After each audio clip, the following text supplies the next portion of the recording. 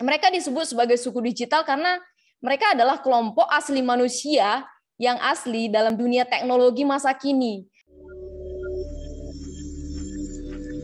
Dan senang sekali kami bisa bersama-sama menggarap satu seminar yang menyenangkan hati Tuhan, karena inilah yang menjadi hati Tuhan ketika kita semuanya memikirkan tentang bagaimana menjangkau jiwa. Bapak Ibu yang terkasih dalam Tuhan, kita hidup di zaman yang paling istimewa saat ini. Kalau boleh dibilang sebenarnya bukan istimewa dalam tanda kutip bagus gitu ya. Dua-duanya antara bagus dan jelek itu terjadi sama-sama pada zaman ini. Jadi kalau dibilang ini tuh zaman yang paling aneh yang pernah kita alami di dunia gitu ya. Karena apa Bapak Ibu? Banyak banget gitu ya. Yang pertama, teknologi. Ini zaman yang paling canggih, kita mengalami kemajuan teknologi luar biasa. Sangat mengagetkan karena dalam waktu yang sangat singkat sekali teknologi bisa melambung tinggi dan menguasai dan mengubah seluruh tatanan masyarakat dan juga cara hidup manusia. Itu luar biasa. Tapi pada saat yang sama ini juga menjadi zaman yang paling menyedihkan. Karena apa? Kalau zaman dulu nih bapak-bapak semua yang mungkin usianya kira-kira mirip-mirip dengan saya gitu ya, by default semua orang tuh percaya Tuhan gitu ya. Tetapi zaman ini adalah mungkin zaman yang paling banyak orang tidak percaya Tuhan. Sangat menyedihkan sekali karena kalau dulu kita mengetahui, oh orang itu nggak percaya Tuhan loh, masa gitu ya, kita anggap orang itu aneh banget gitu ya. Tetapi sekarang kalau kita lihat orang nggak percaya Tuhan tuh kayak biasa aja gitu. Itu merupakan satu tanda-tanda bahwa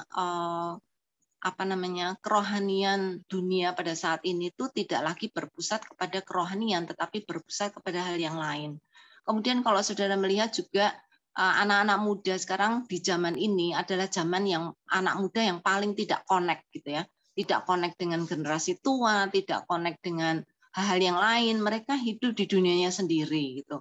Terutama dengan kendaraan teknologi yang ada itu membuat mereka itu nyaman di dunianya sendiri dan tidak lagi menghargai. Kalau zaman dulu tuh kita belajar apa-apa dari orang tua ya. Sekarang anak-anak tidak lagi belajar dari orang tua. Nah, di dalam dunia kekristenan juga kita melihat hal yang paling aneh terjadi di zaman ini, yaitu apa? Gereja tidak siap menghadapi semua perubahan yang sedang terjadi, khususnya perubahan teknologi. Gereja sangat tidak siap. Ketika pandemi datang, kita melihat bagaimana gereja sangat tergopoh-gopoh sekali gitu ya, sangat jauh dari teknologi sehingga mereka sangat asing gitu ya. Anak-anak melihat dunia gereja itu seperti dunia yang kuno, yang masih zaman yang lama gitu ya. Sekarang saya bersyukur banyak gereja yang mulai bangkit, mulai sadar dan juga mulai mengejar, dan itu hal yang sangat baik sekali. Kemudian juga gereja punya kesulitan untuk menarik jemaat bagaimana untuk tertarik kepada gereja. Apalagi dengan masa pandemi ini gitu ya. Banyak sekali gereja yang sangat mengeluh kehilangan banyak jemaat, terutama kehilangan anak-anak muda. Dan Bapak Ibu, saya yakin kita semua tidak ingin ya gereja ketinggalan. Kita tidak ingin kehilangan jemaat. Kita tidak ingin dianggap kuno oleh anak-anak. Karena anak-anak ini adalah masa depan gereja. Karena itu Bapak Ibu memang tadi baik Pak Antonius juga Pak Roditus sudah memberikan satu pengantar yang juga sangat baik sekali. Kita harus berubah paradigma, kita harus berubah perspektif. Walaupun tidak gampang, tetapi harus dicoba. Karena itu Bapak Ibu sangat kesempatan yang sangat baik sekali kalau saat ini kita bisa belajar bersama-sama. Saya yakin kita semua ingin gereja kita maju, bukan maju secara kuantitas saja ya, tetapi maju untuk mengejar apa yang Tuhan inginkan. Saya yakin Tuhan sekarang sedang menunggu kita untuk siap ketika Tuhan menyentuh, ketika Tuhan itu melawat gereja kita. Tetapi kadang kita tidak siap. Karena itu Bapak Ibu, Tuhan memakai teknologi, Tuhan memakai semua sarana yang ada Tuhan memakai semua hal yang bisa membuat orang dekat dengan Tuhan. Ya, dan inilah yang akan kita inginkan pada malam hari ini, bagaimana kita dengan seluruh keberadaan kita tanpa meninggalkan apa yang menjadi kemajuan, karena kemajuan teknologi, kemajuan masyarakat itu pun Tuhan ikut campur di dalamnya. Itu bukan, kalau bukan Tuhan yang mengizinkan, tidak mungkin itu terjadi. Karena itu Bapak Ibu, saya sangat berharap kita semua bisa siap menghadapi dan semakin ready. Saya lihat gereja GBI Rayon A1 ya. Ini salah satu gereja yang saya pikir sangat sangat kemungkinan untuk maju itu besar sekali. Potensi ada, keinginan, kerinduan ada, dan melihat kehadiran teman-teman semua di seminar ini juga menunjukkan kesungguhan Bapak Ibu untuk betul-betul menjangkau jiwa, terutama untuk anak-anak muda. Nah, karena itu saya sangat mendukung sekali, dan kami akan terus berdoa bagi gereja GBI supaya yang di Jakarta ini, supaya Tuhan sungguh memakai dan memenangkan dan bahkan mengubah seluruh pelayanan kota Jakarta untuk menjangkau jiwa bagi anak-anak muda. Itu harapan saya. Ya, terima kasih banyak Pak Anton. Terima kasih banyak untuk sekali lagi saya ucapkan kepada Bapak Ibu Saudara sekalian yang telah memberikan waktu dan kesempatan kepada kami dari tim Sabda untuk berbagi bersama apa yang telah menjadi pergumulan kami selama lebih dari 20 tahun ya. Sabda sendiri sudah 27 tahun dan Tuhan sudah perlengkapi bahkan sejak internet belum ada di Indonesia untuk bisa menjangkau dan bersama-sama dengan tubuh Kristus menjangkau suku digital pada saat ini. Ya, saya juga berterima kasih untuk pembukaan tadi yang telah disampaikan oleh Ibu Yulia. Ya, kiranya bisa menambah antusias kita, semakin menambah concern kita untuk kita bisa belajar bersama tentang topik yang sangat amat penting ini untuk masa depan gereja. Ya, sekali lagi saya ucapkan senang sekali bisa bertemu dalam kesempatan yang menyenangkan ini, dan saya tidak akan sendiri, nanti ada teman saya Roma. Dan perkenalkan dulu ya, tadi lupa ini ya, saya Evi, dan nanti ada teman saya yang bersama teman saya Roma untuk mempresentasikan dan sharing bersama pergumulan kami di Sabda tentang penginjilan kepada suku digital. Saya persilakan kepada teman saya Tian untuk share screen terlebih dahulu. Oke, ya, penginjilan kepada suku digital. Di sini judulnya adalah judulnya adalah belajar tentang dasar-dasar misi penginjilan untuk kaum suku digital. Mungkin nanti ada yang bertanya ya, suku digital itu apa ya? Nah, kita akan lihat bersama-sama apakah suku digital ini adalah satu istilah baru, kata asing, atau sekedar untuk menunjukkan sesuatu. Ya, kita akan lihat bersama-sama ya bagaimana lewat kata atau frasa suku digital ini ada hati Tuhan di situ. Ya. Bisa slide selanjutnya, Tian. Ya, penginjilan kepada suku digital itu mengandung unsur bergerak menurut saya ya, mengandung unsur sesuatu yang aktif, sesuatu yang tidak pasif ya, dan di situ ada unsur juga kita harus selalu bergerak, dan untuk itu kita pastinya harus ada titik mulainya ketika kita akan bergerak atau melakukan sesuatu.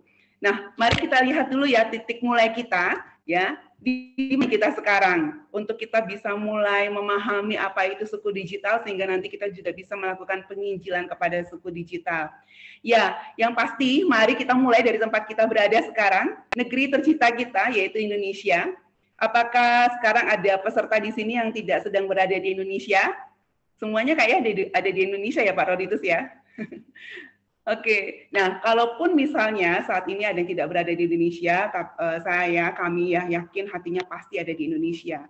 Dan kalau dilihat dari gambar peta ini ya, kita bisa melihat bahwa Indonesia itu sangat terkenal dengan sebagai negara kepulauan, ada 17.000 lebih pulau dengan 700 lebih bahasa suku, dan ada 1.300 lebih budaya dan suku. Kita bisa lihat betapa kayanya ya kekayaan yang Tuhan berikan bagi bangsa kita.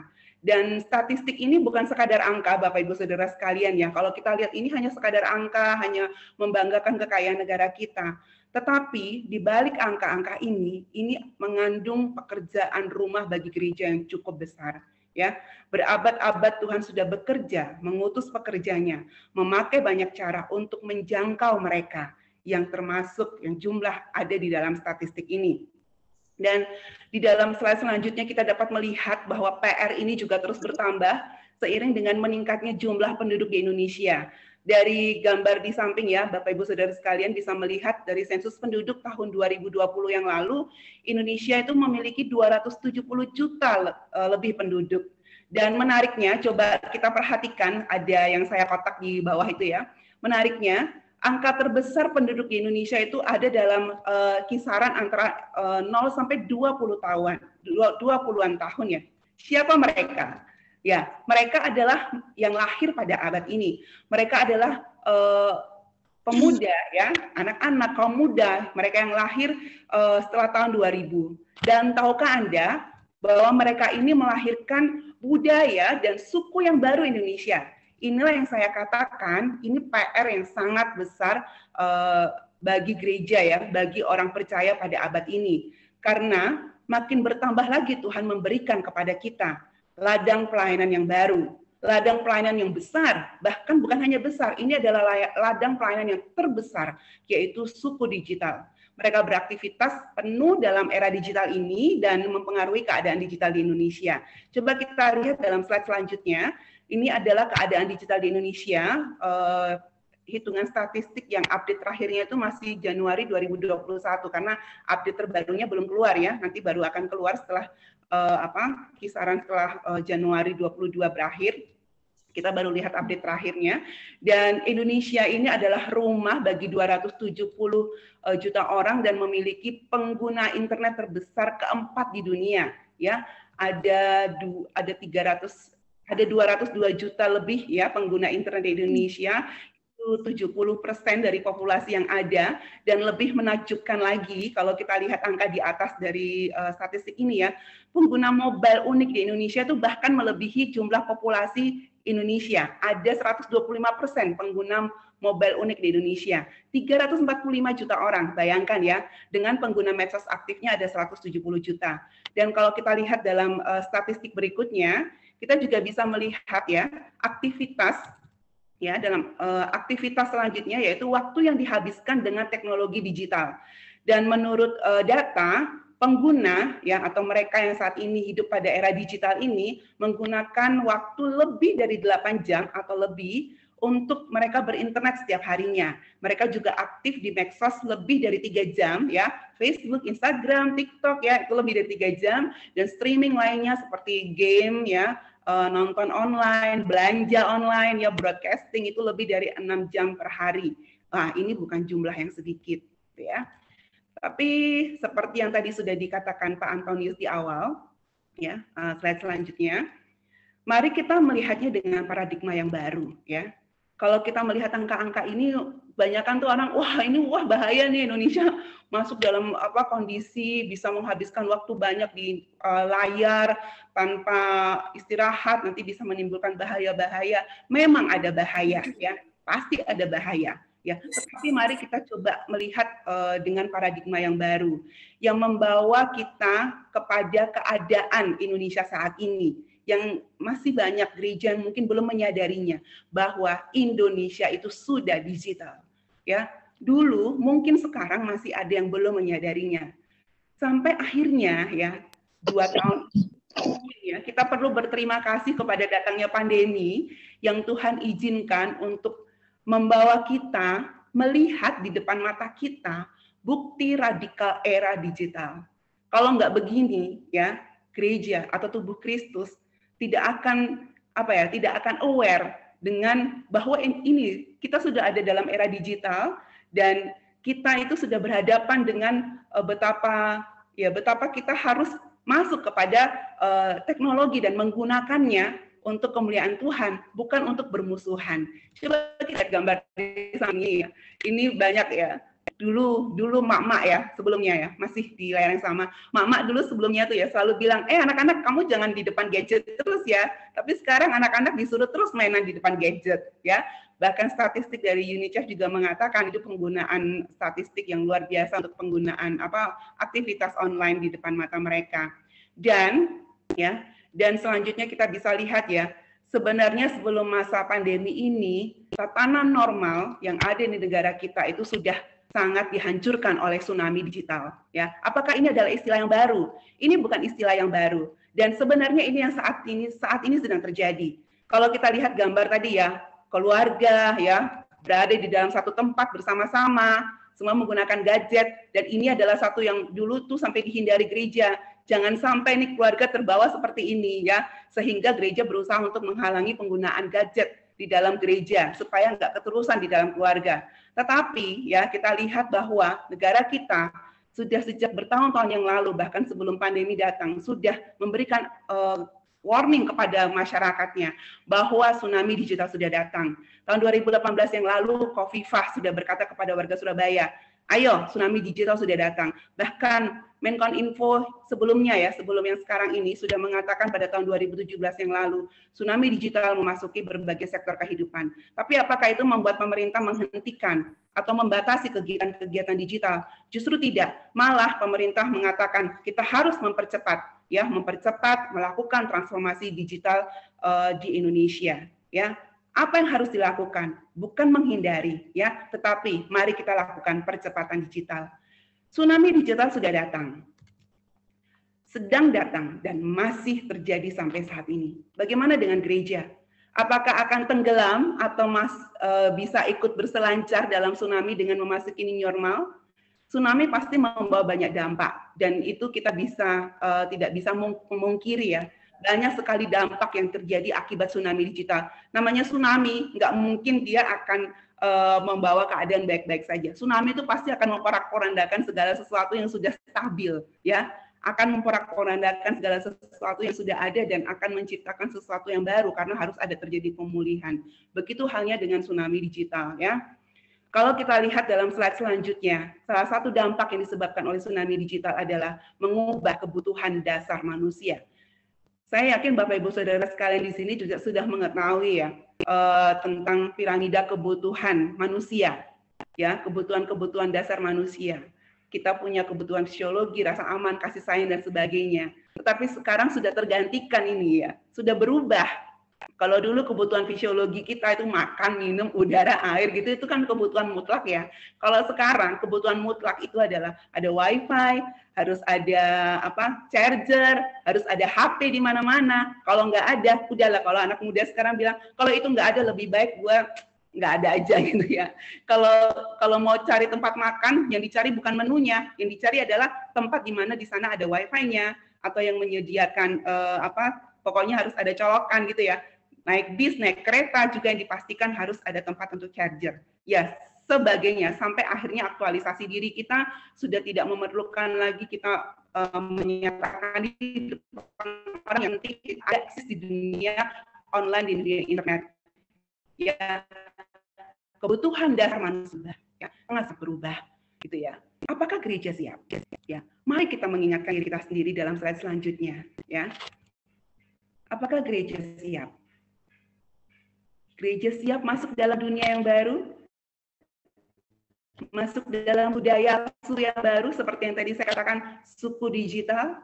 Indonesia sekarang sudah digital. Ini yang harus selalu gereja ingat.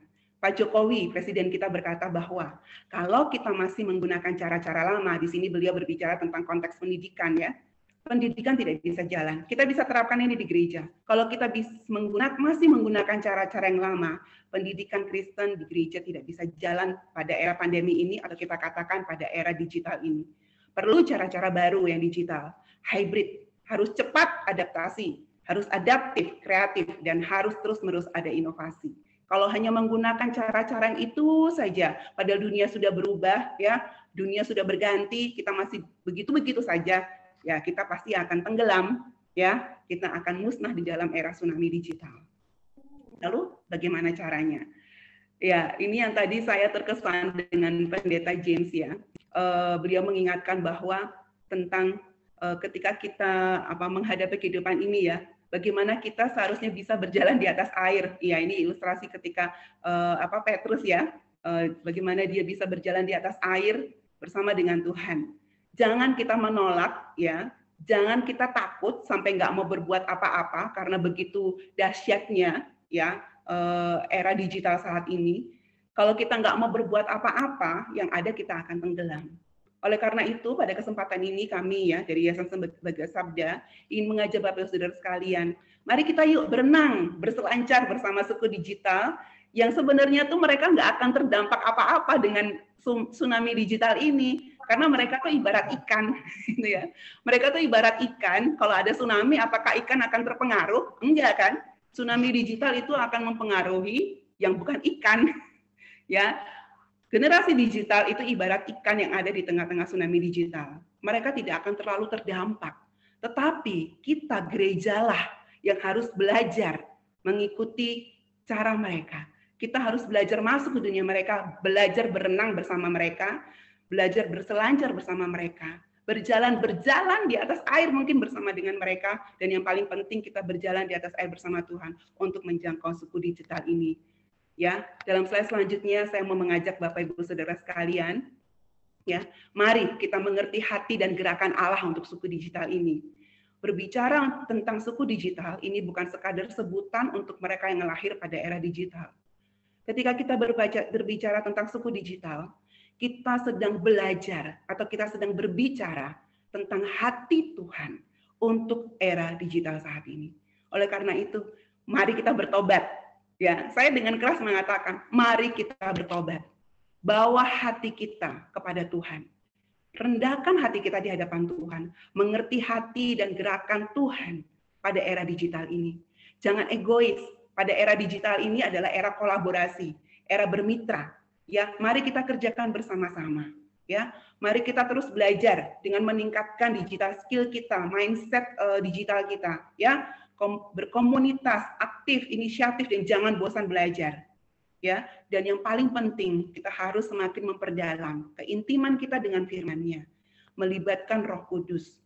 Jangan terlena dengan segala kemudahan yang ditawarkan pada era digital ini, tetapi gunakan semuanya untuk kita lebih terlibat lagi dengan firman Tuhan, lebih berinteraksi lagi dengan firman Tuhan.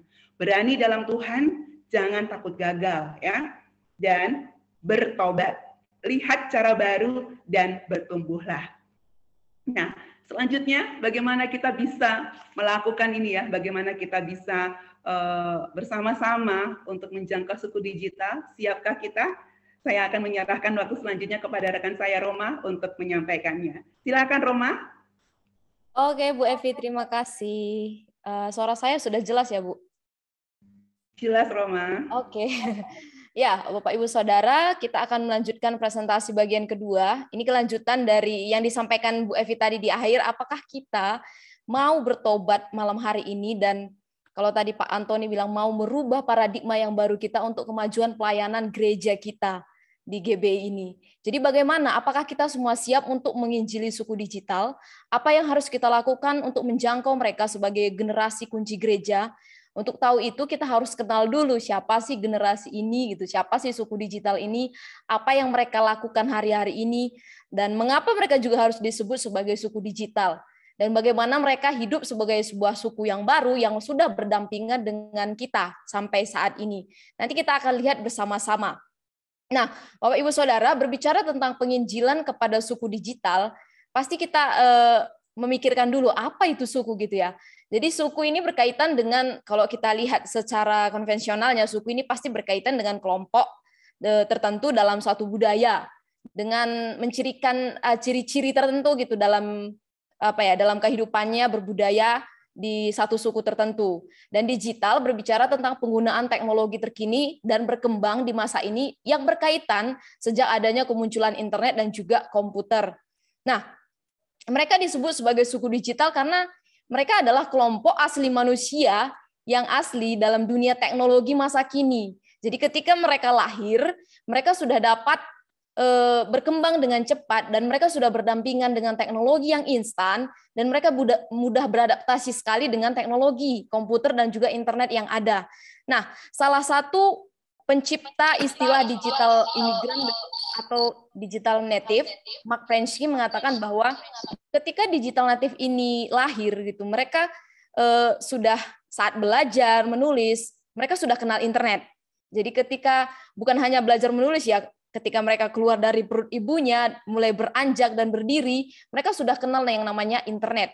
khususnya gadget yang mereka pegang. Nah, pastinya kita mungkin sudah tahu bagian ini kalau mungkin kita memiliki anak atau memiliki keluarga di sekitar kita yang hari ini disebut sebagai penduduk suku digital. Nah, jadi secara umum jika bahasakan ya, mungkin bisa mereka kita katakan sebagai digital native, suku digital. Tapi bagi Sabda, suku digital ini bukan hanya berbicara tentang digital native saja. Ini berkaitan dengan misi atau kelompok dalam satu lokasi, dalam satu budaya, dalam satu bahasa, dan lain-lain. Jadi latar belakang dari suku digital ini adalah misi. Dan ini tema penting sebenarnya malam hari ini. Kenapa berkaitan suku digital berkaitan dengan misi? Nanti kita akan lihat sama-sama apa maksudnya itu. Tapi kita akan lihat dulu kategori di mana posisi mereka saat ini gitu, yang mungkin sudah beberapa dari kita mengetahui ya gitu. Ada beberapa generasi, tingkatan generasi yang ada sampai ada sekitar 4 atau 5 tingkatan gitu. Ada generasi baby boomers. Baby boomers ini yang saat ini sudah ada sekitar 60-an tahun ke atas. Jadi nanti tinggal kita cek ya siapa yang sudah generasi baby boomers saat ini. Dan ketika mereka lahir, generasi sebenarnya belum kenal internet. Bahkan saat itu juga belum ada internet. Nah, setelah itu ada generasi X di situ yang kelahiran 1961 sampai 1980. Kalau saat ini berarti umur mereka sudah 40-an tahun ke atas. Dan generasi ini juga sebenarnya belum mengenal yang namanya dunia internet atau kecanggihan teknologi seperti itu. Dan setelah generasi X di atasnya ada generasi Y yang saya lingkari itu. Generasi Y ini kelahiran 1981 sampai 1994. Dan sampai saat ini mereka sudah sekitaran 25 tahun ke atas. Generasi Y ini juga disebut sebagai generasi milenial, yaitu antara transisi analog generasi X kepada generasi digital. Jadi generasi Y ini mereka sudah mulai mengenal teknologi dan mereka sudah disiplin dalam penggunaan teknologi. Beberapa kita tahu ya generasi milenial cukup sukses di dalam beberapa usaha yang mereka lakukan karena mereka memanfaatkan teknologi untuk bisa mengusahakan usaha yang berkecimpung di dalamnya seperti itu. Nah, dan setelah generasi Y ada generasi Z, yaitu generasi yang kelahirannya tahun 1995 sampai 2010. Kalau sekarang mungkin antara sekitar 13 sampai 20-an tahun seperti itu. Nah, ini peralihan dari generasi milenial. Tadi generasi milenial 25 tahun dan generasi Z itu peralihan dari generasi milenial. Dan kalau kita lihat semakin atas, mereka itu semakin bergantung kepada teknologi, kepada gadget mereka, dan tidak jarang dari mereka yang suka ada di dalam dunia media sosial. Tidak jarang juga dari mereka yang sebenarnya memprioritaskan followers, like gitu. Dan ketika tadi saya belajar buka beberapa referensi gitu, 44% dari generasi Z ini setiap jam pasti mengecek HP mereka, mengecek media sosial mereka, karena itulah dunia mereka saat ini. Dan generasi yang terakhir itu adalah generasi Alpha. Ini yang kelahiran tahun 2011 sampai sekarang ini. Nah, ini lebih kalau semakin ke sini semakin kita lihat lagi bahwa mereka semakin lebih berdampingan lagi dengan teknologi. Bahkan ada yang mengatakan mereka itu nggak pernah bisa hidup tanpa adanya alat digital yang mereka miliki. Hari-hari ini juga saya tadi temukan data bahwa semakin ke depan generasi Alpha ini akan semakin membengkak. Bahkan belakangan ini hampir setiap minggu harus lahir sekitar 2,5 juta orang gitu. Dan diprediksi 2024 ke atas itu generasi ini akan semakin membengkak jauh luar biasa. Dan di sini kita memerlukan sebuah peran yang besar untuk bisa mendidik mereka. Ketika mereka berdampingan dengan alat teknologi, mereka tetap bisa bertanggung jawab. Nah, jadi kita sudah lihat ya posisi mereka, ada generasi Y, ada generasi Z, dan sampai generasi Alpha. Itulah mereka. Dan saat ini suku digital itu ada di dalam dunia digital yang sangat berkembang itu tadi, dari posisi itu. Terus apa ini PR kita sekarang? Apa pekerjaan rumah kita sekarang yang sedang kita harus lakukan? Mereka sudah mengenal internet sejak mereka lahir. Jadi mereka adalah ladang, mereka adalah populasi, dan mereka adalah tuayan yang sangat besar, Bapak Ibu Saudara. Mereka adalah pusat misi yang dekat, yang kadang mungkin kita asingkan. Mungkin sebagian gereja atau gereja yang bermisi, seringkali mungkin pelayanan keluar pulau untuk melakukan misi, menjangkau orang di pedalaman, itu semua baik, karena itu juga hatinya Tuhan untuk kita bisa menjangkau orang bagi kemuliaan Tuhan. Tapi kadang-kala akhirnya kita nggak menyadari bahwa suku digital ini menjadi satu suku yang besar yang sebenarnya hidup di tengah-tengah kita, di sekitar kita, di dalam gereja kita. Tetapi malah kita abaikan dan tidak kita jangkau. Nah, jika seperti ini, pasti situasi ini sangat bahaya kalau kita tidak bisa menjangkau mereka di tengah tsunami digital yang sudah dikatakan Ibu Evi tadi. Apa alasannya? Mereka saat ini hidup dalam dunia digital yang sangat berkembang pesat. Dari cara mereka belajar, dari cara mereka hidup, dari cara mereka berinteraksi, bermain, berkomunikasi, dan lain sebagainya. Ini adalah cara makhluk digital masa kini. Akan jadi bahaya dan akan menjadi hal yang membawa darurat. kayak gambarnya ada minta tolong di situ. Darurat kalau ini tidak kita tolong segera. Mereka bisa teradiksi dengan game. Kita tahu ini mungkin masalah yang klasik gitu ya. Ini udah sering mungkin dialami oleh beberapa anak dan keluhan dari beberapa orang tua di mana anak yang teradiksi karena game yang menghabiskan waktunya. Dan tidak sedikit dari mereka yang akhirnya mengalami gangguan mental, mengalami stres, depresi, dan lain-lain. Selain adiksi mungkin secara fisik dan mental bisa menimbulkan berbagai faktor negatif lainnya seperti ansos. Tidak jarang ya anak-anak sekarang dibilang agak antisosial kayak gitu.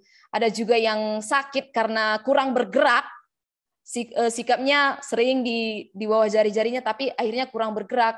Ada yang merasa matanya capek karena tidak berhenti untuk melihat alat teknologi yang mereka pakai gitu. Jadi keadaan saat ini sangat darurat.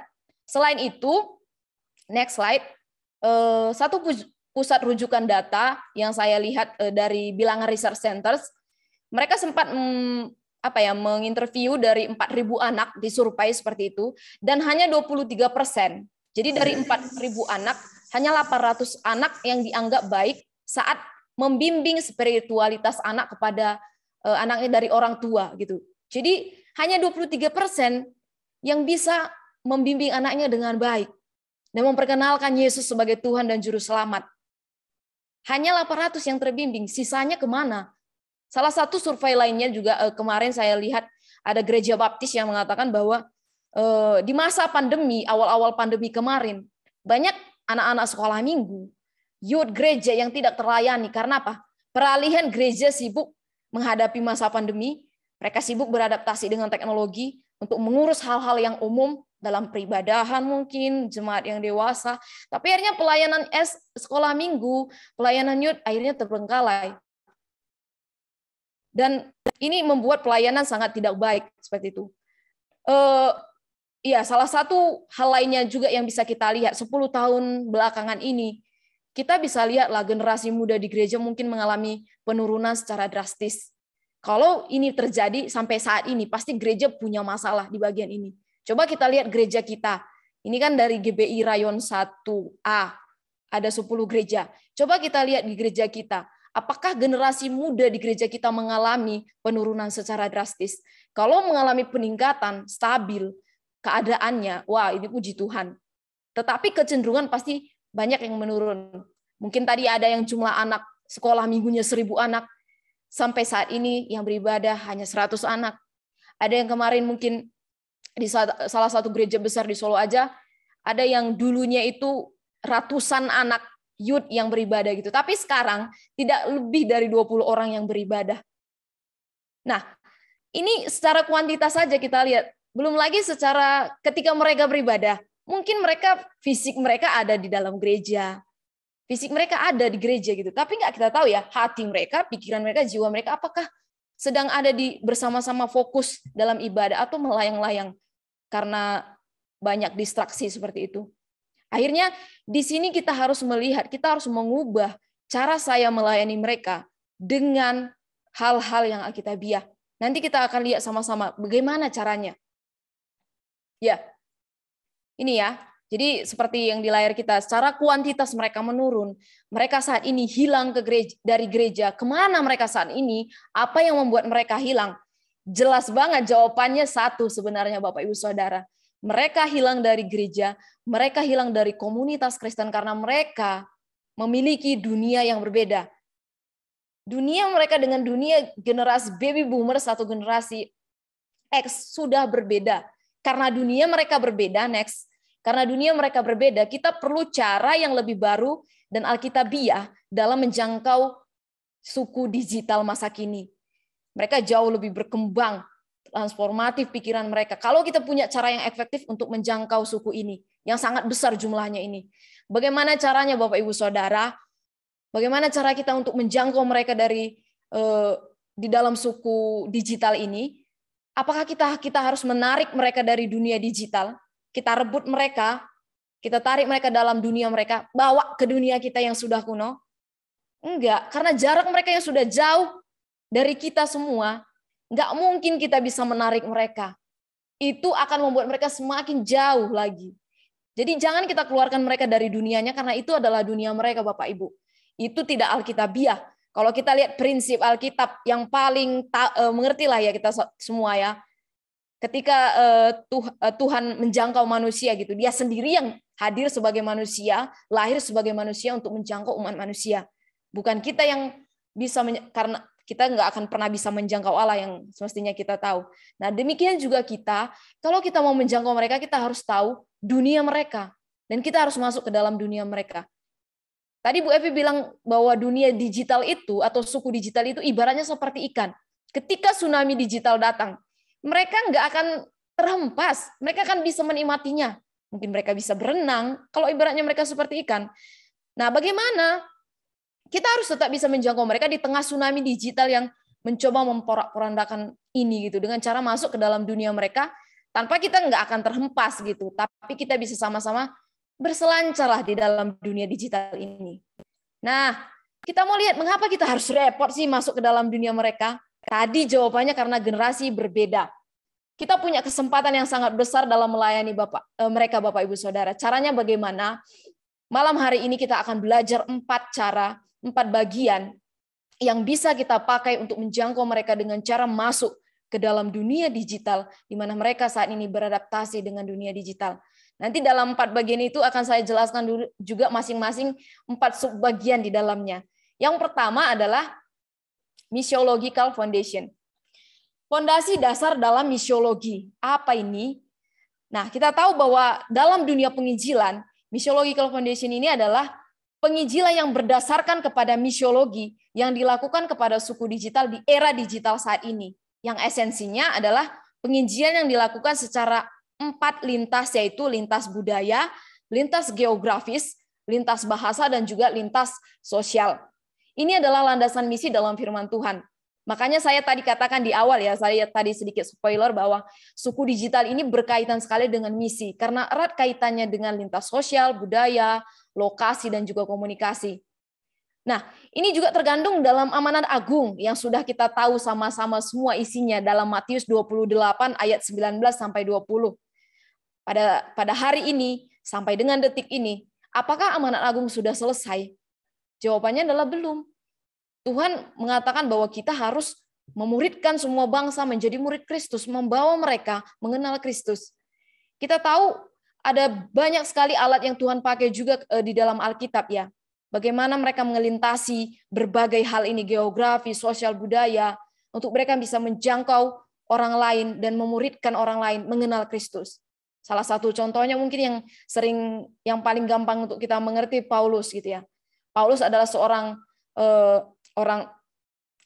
Yahudi yang sangat getol gitu dengan hukum Taurat gitu. Tetapi ketika pertama kali dia dipanggil oleh Tuhan harus menjangkau orang-orang di luar budayanya sendiri. Apakah dia menolak? Dia akhirnya mau dipakai oleh Tuhan menjadi alat untuk menjangkau orang-orang di luar budayanya. Dengan cara dia sendiri yang masuk ke budaya mereka tersebut.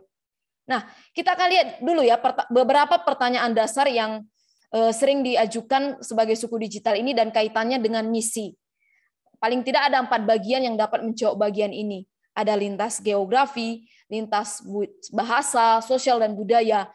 Secara geografis, saat ini suku digital ada di mana? Secara lokasi mereka ada di mana? Secara bahasa yang seperti apa yang mereka gunakan saat ini? Secara sosial, bagaimana mereka beradaptasi di dalam dunia? Apakah mereka masih ketemu face to face atau mereka hidup di dalam media sosial? Dan secara budaya, bagaimana medium yang mereka pakai saat ini? Kita lihat satu persatu. Lintas geografi.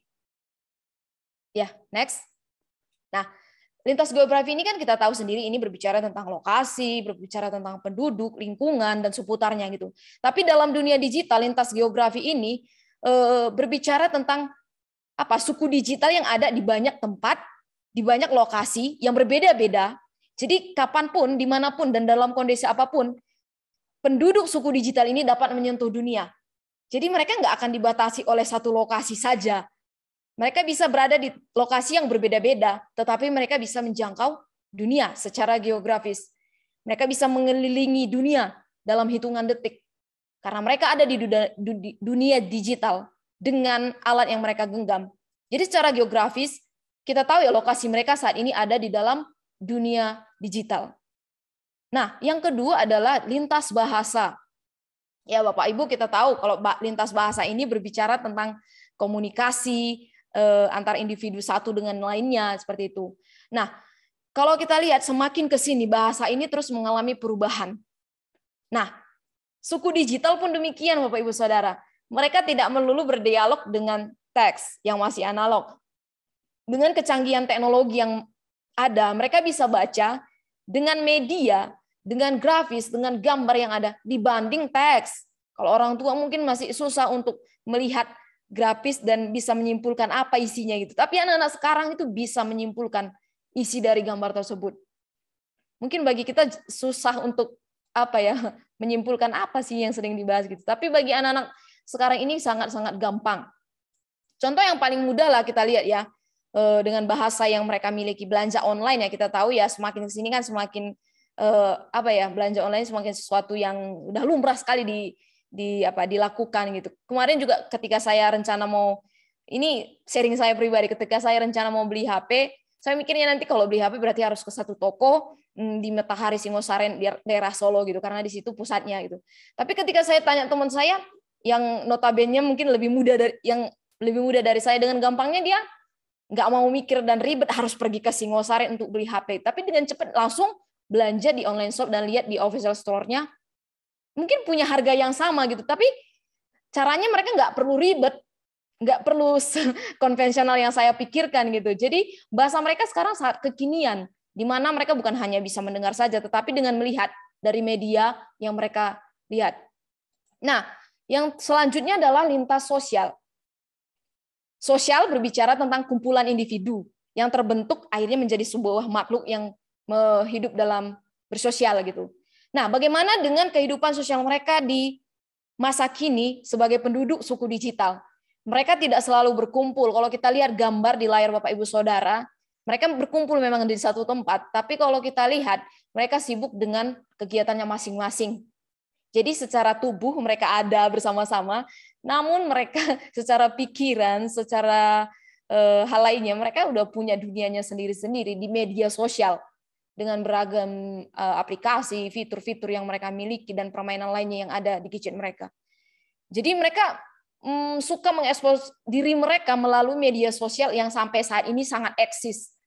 Ya, tidak sedikit dari mereka yang sangat membutuhkan like, followers, atau subscriber ya, yang mungkin konten kreator, melebihi hal yang lainnya. Itu kayak udah jadi satu kebutuhan yang sangat dibutuhkan oleh mereka sebagai suku digital dalam media sosial. Nah, yang keempat adalah lintas budaya. Budaya ini kita tahu sendiri ya, berbicara tentang kultur, berbicara tentang kebiasaan dan cara hidup atau medium yang mereka pakai yang sampai saat ini berkembang. Dan budaya mereka akan selalu berhubungan dengan gadget yang serba cepat dan bisa didapatkan secara instan. Ini salah satu ciri dari suku digital. Jadi kita nggak akan pernah bisa memisahkan mereka dari dunia itu, karena ini adalah dunia mereka. Kalau kita mau mencoba memisahkan budaya mereka dari dunia digital, ini pola lama yang harus kita ubah sama-sama. Jadi masuklah kita harus ke dalam dunia mereka dengan kebiasaan yang mereka pakai. Jadi Bapak Ibu, kita sudah menemukan jawabannya ya. Jadi kita lihat satu persatu lagi dari yang saya jelaskan tadi, di mana mereka saat ini? Ya, mereka ada di mana-mana. Mereka ada di dalam dunia digital. Dan bagaimana cara mereka berkomunikasi? Mereka berkomunikasi dengan alat-alat digital yang tidak melulu pakai teks, dengan kosakata yang berbeda, gambar, ilustrasi, dengan media yang menarik. Bagaimana cara mereka berinteraksi? Apakah dengan berkumpul Ya bisa tidak, tapi cenderung mereka akan sibuk dengan dunia sosial media. Dan bagaimana kebiasaan mereka, budaya mereka, pola hidup mereka selalu berhubungan dan sangat berdampingan dengan teknologi. Jadi kita bukan hanya fokus untuk pergi, tapi nggak ada persiapan itu. Tapi kita harus pergi bermisi dengan mengetahui seluruh lokasi, budaya, komunikasi, sosial, dan budaya yang mereka miliki. Misalnya, contohnya kalau saya ingin pergi kepada satu suku, umpamanya suku Sulawesi ya, bahkan kalau saya sebelum nyampe di sana, harusnya saya sudah mempersiapkan diri. Mungkin saya harus belajar bahasanya dulu, terus logatnya mereka gimana, terus Sulawesi Manado misalnya, logatnya itu seperti apa, budayanya itu seperti apa. Saya harus membiasakan dulu belajar sebelum saya bermisi ke sana. Supaya ketika saya bermisi ke sana, saya connect dengan mereka. Begitu juga dengan kita yang akan menjangkau suku digital malam hari ini, kita harus masuk ke dalam dunia mereka, agar Injil masuk dalam dunia yang mereka mengerti. Tapi bukan hanya pergi saja, tapi lakukan pondasi misi ini melalui 4 lintas tadi, sosial, budaya, geografi, dan juga bahasa kepada penduduk suku digital. Jadi belajar ya Bapak Ibu Saudara, kita belajar sama-sama. Saya juga masih belajar bersama mereka untuk menggunakan dan adanya integrasi teknologi dan juga alat-alat yang mereka butuhkan bagi kemuliaan Tuhan. Nah, itu yang pertama, Missiological Foundation, yaitu lintas geografi, bahasa, sosial, dan budaya. Cara yang kedua yang bisa kita gunakan untuk menjangkau suku digital bagi Allah adalah Digital World for Digital World. Firman Allah yang digital untuk dunia yang digital. Karena kita berbicara tentang digital.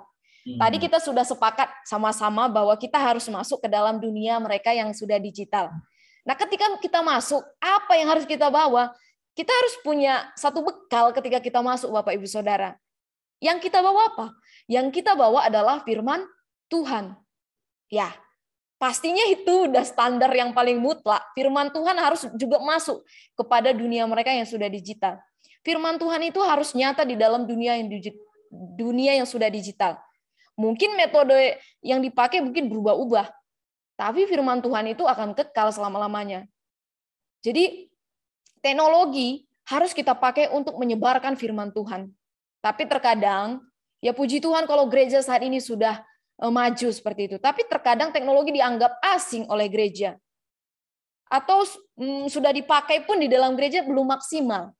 Jadi saya mengajak kita semua sebagai orang percaya di zaman ini yang hadir pada malam hari ini, nggak ada yang bisa membatasi firman Allah untuk bekerja dalam berbagai generasi, termasuk suku digital. Tetapi kita tahu formatnya yang berubah, medianya berubah, metodenya mungkin banyak. Firman Tuhannya tetap sama, mutlak. Jadi kita tidak boleh anti untuk membawa firman Allah yang digital itu kepada dunia yang digital. Jangan sibuk hanya memikirkan, oh di gereja nggak bisa memakai HP untuk belajar Alkitab. Nah sekarang kita harus berubah nih pandangan kita. Tadi berbicara paradigma ya, berubah. Kita harus mewariskan hal-hal yang mendukung supaya suku digital ini dapat cinta kepada firman Tuhan. Ya, Yayasan Lembaga Sabda dari awalnya berdiri sampai 27 tahun, bahkan tahun ini sudah akan masuk 28 tahun gitu. Ini sangat digaungkan terus-menerus ya. Berjuang dengan alat-alat biblika yang terus dilakukan untuk orang bisa kenal firman Tuhan secara digital dan mencintai firman Tuhan. Jadi teknologi yang ada saat ini yang sangat berkembang dengan cepat memungkinkan firman Tuhan itu juga bisa diakses oleh orang yang ada sebagai penduduk suku digital. Nah, yang jadi pertanyaannya bagi kita semua, apakah firman yang Tuhan yang digital itu sudah ada di dalam dunia mereka saat ini? Ataukah kita masih sibuk berdebat tentang hal-hal yang nggak penting, yang nggak memperbolehkan mereka membuka Alkitab digital atau seperti apa gitu ya? Nah, kita harus cek ulang nih. Kita harus bekerja sama-sama untuk menyampaikan kabar baik yang membawa terang bagi suku digital ini. Jadi firman Tuhan itu harus dikumandangkan, harus diikrarkan kepada mereka secara digital. Jadi dimanapun, Alkitab harus masuk ke dalam hati mereka sebagai digital, karena Alkitab berguna bagi misi, dan Alkitab juga berguna bagi generasi ini yang sedang kita gumulkan ini. Itulah cara kedua ya, firman Allah yang digital bagi generasi yang digital. Nah, yang ketiga adalah pemuritan. Nah, pemuritan ini udah tidak asing ya bagi kita semua di gereja kita masing-masing, mungkin juga hal ini terus dilakukan itu. Dan ini adalah satu tugas yang pernah Yesus mulai di dalam bumi ketika dia pernah hidup di dalam bumi selama kurang lebih 33 tahun. Dia sudah memulai pelayanan pemuritan dan tugas ini belum selesai dan harus masih dijalankan oleh orang percaya, yaitu membuat murid. Perintah ini berlaku bagi kita semua sampai hari ini Bapak Ibu. Sampai abad ke-21 ini masih berlaku. Sayangnya masih banyak dari kita mungkin orang percaya yang tidak melihat perintah ini sebagai panggilan yang prioritas, sebagai panggilan yang mulia. Nah, kita mau lihat dulu ya. Dalam pemuritan kita tahu kan prosesnya adalah firman Tuhan yang tertanam di dalam pikiran kita kuasai melalui kepala kita head ketika kita belajar firman Tuhan. Itu proses yang pertama. Setelah firman Tuhan itu tertanam dalam pikiran kita, karena kita tahu juga firman itu, iman itu timbul dari pendengaran dan pendengaran akan firman Tuhan. Jadi kita menguasainya dengan pikiran kita. Setelah itu firman Tuhan itu membersihkan hati kita untuk hidup sesuai dengan firman-Nya. Setelah hati kita bersih, kita akan semakin berubah hari ke hari. Yaitu tangan kita yang bekerja untuk Tuhan. Jadi nggak cukup hanya sampai kepala ya, kalau sampai otak saja pasti ada masalah di situ. Pasti kita mengeraskan hati kita untuk nggak mau berubah. Hati kita nggak diubahkan. Tapi firman harus tertanam di hati kepala kita. Hati kita dibersihkan oleh firman yang sudah kita dengar dan tangan kita siap bekerja hari ke hari untuk mengaplikasikan firman Tuhan. Nah, tetapi kepada dunia mereka saat ini, karena kita sedang konteksnya menjangkau suku digital, cara ini adalah cara yang bagus. Tapi cara ini adalah cara yang klasik, Bapak Ibu Saudara. Sekarang tidak cukup hanya tiga hal lagi yang kita harus berikan kepada mereka saat menjangkau mereka. Kalau masih cara itu yang kita lakukan, cara 3H ini sudah tidak laku dalam pemuritan lagi. Jadi ini pasti ada masalah di dalam hal yang sama ini. Apa yang kurang kira-kira? Jadi sebenarnya ada 4H, satu lagi ada H yang keempat yang bisa kita pakai untuk melakukan pemuritan kepada suku digital. Kira-kira apa yang masih kurang? Apa yang masih diperlukan H yang satunya? Coba Bapak Ibu nanti tulis aja di kolom chat ya. Apa yang masih kurang ya? H yang keempat. Kira-kira apa? Saya tunggu nih di kolom chat. Sudah ada head, ada heart, ada hand, dan yang terakhir adalah oke, semuanya sudah menjawab. Yang terakhir adalah HP. Every gadget for God. Cara mereka belajar, berteman, berinteraksi, semuanya mungkin dilakukan dari HP. Bukan hanya mereka, mungkin kita pun saat ini, cara kita berteman dan belajar melakukannya dari HP. Nah, masalahnya, apa yang ada di HP mereka saat ini? Apakah HP mereka sudah diisi dengan alat-alat digital, bukan hanya alat digital aja yang bisa menolong mereka untuk mencintai firman Tuhan? Mungkin mereka sudah melakukan banyak hal yang kurang baik, yang sebenarnya bisa diperbaharui. Tapi inilah waktu yang kita tunggu malam hari ini gitu. Kita bisa menolong mereka melalui HP mereka, terutama untuk kepentingan firman Tuhan yang digital tadi masuk kepada mereka. Mengapa harus HP, Bapak Ibu Saudara? Mengapa harus HP yang saya butuhkan untuk boleh menjangkau mereka? Karena mata mereka, telinga mereka, mulut mereka, tangan mereka, hati mereka itu menjadi identitas mereka. Ada di dalam HP dan itu menjadi identitas mereka saat ini. Ketika HP itu menerangi mereka, identitas mereka juga akan menjadi terang dan akan menjadi milik Allah, akan diterangi seluruhnya kalau identitas mereka itu diubahkan oleh terang firman Tuhan. Jadi bukan hanya 3H tapi 4H ya Bapak Ibu Saudara. HP harus menjadi bagian dalam proses penginjilan dan juga pemuritan. Jika kita mau menjangkau suku digital, dapat mengenal Kristus, kita lakukan penginjilan agar mereka bertobat dan punya hidup yang baru. Hidup yang baru ini sesuatu yang dalam proses hari ke hari. Setelah itu mereka berubah dan dibentuk, dimuridkan dengan cara apa tadi? 4H itu tadi. Hand, heart, hand, dan juga HP. Nah, jadi ini kuncinya, dan ini adalah solusi yang sama yang ditawarkan. Jadi ini adalah pemuritan 4H, cara kita menjangkau mereka. Dan yang terakhir adalah CDQ. Bapak Ibu, nanti Bapak Ibu bisa dapatkanlah topik ini. Banyak sekali slide share Sabda yang membahas tentang topik ini, atau nanti bisa masuk di situs Sabda. Banyak sekali presentasi tentang CDQ ini sudah dipaparkan oleh Yayasan Lembaga Sabda. CDQ ini apa? Christian Digital Question. Ini adalah orang Kristen yang cerdas pada era digital masa kini. Nah, sebagai orang yang ada di dalam dunia digital, dan itu adalah penduduk suku digital, mereka harus kita tolong agar mereka dapat menjadi pengguna teknologi yang cerdas, yang bijaksana, yang bertanggung jawab dan dewasa di dalam Kristus. Kita tahu mungkin mereka lebih keren, mereka lebih smart, lebih pintar dalam menggunakan gadgetnya. Tapi apakah kita tahu mereka sudah bertanggung jawab, mereka sudah hati-hati, mereka sudah berhikmat dalam pemakaiannya? Saat ini banyak di antara mereka yang mengalami buta Alkitab. Mereka memandang dunia digital masa kini itu dengan cara pandang dunia dan bukan dari kacamata Alkitab. Mengapa? Karena kalau kita bisa lihat sama-sama, yang pertama, mereka mungkin sudah tidak lagi membaca Alkitab. Atau mereka mungkin membaca Alkitab tetapi tidak lagi rutin. Tidak lagi disiplin membaca Alkitab. Yang kedua, mungkin walaupun mereka baca Alkitab, mereka hanya sekedar membaca. Nah, ini bisa dikatakan sebagai buta terhadap Alkitab. Ini akan semakin parah kalau mereka tidak paham peran utama Alkitab ya. Mungkin mereka bisa melihat Alkitab cuma sebagai ya literatur, sejarah, cerita. Padahal kita tahu Alkitab jauh daripada itu. Alkitab adalah otoritas hidup kita yang menuntun hidup kita menjadi panduan hidup kita dalam kehidupan ini. Jadi dalam dunia nyata maupun dalam dunia digital, kita harus menolong mereka untuk cerdas secara digital. Jadi jika mereka sudah cerdas secara digital, sebelum kita masuk untuk menolong mereka, ini kita dulu yang diperlengkapi sama-sama. Kita juga harus cerdas dulu secara digital, karena ini apa yang kita bisa bawa ke mereka kalau kita sendiri juga belum cerdas secara digital seperti itu. Nah, jadi kita harus membawa suku digital menjadi orang Kristen yang cerdas di era digital ini.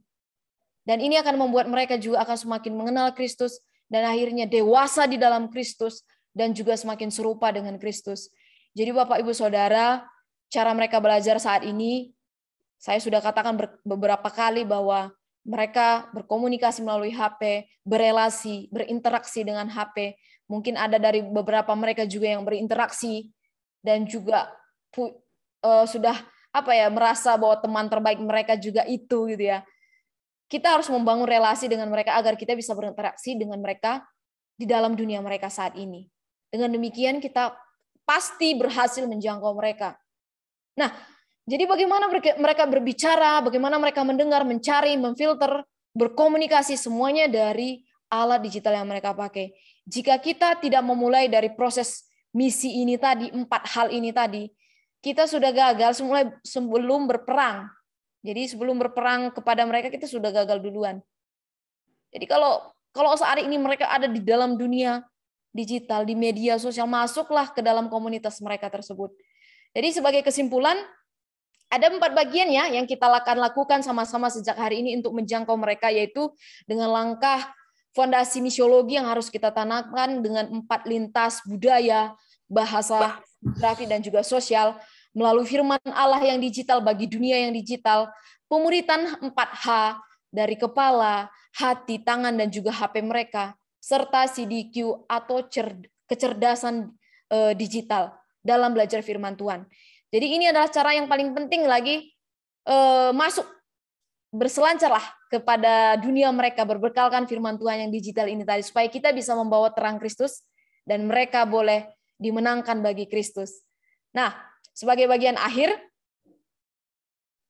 tadi Bu Evi sudah mulai bertobat, saya juga akan akhiri dengan kata bertobat.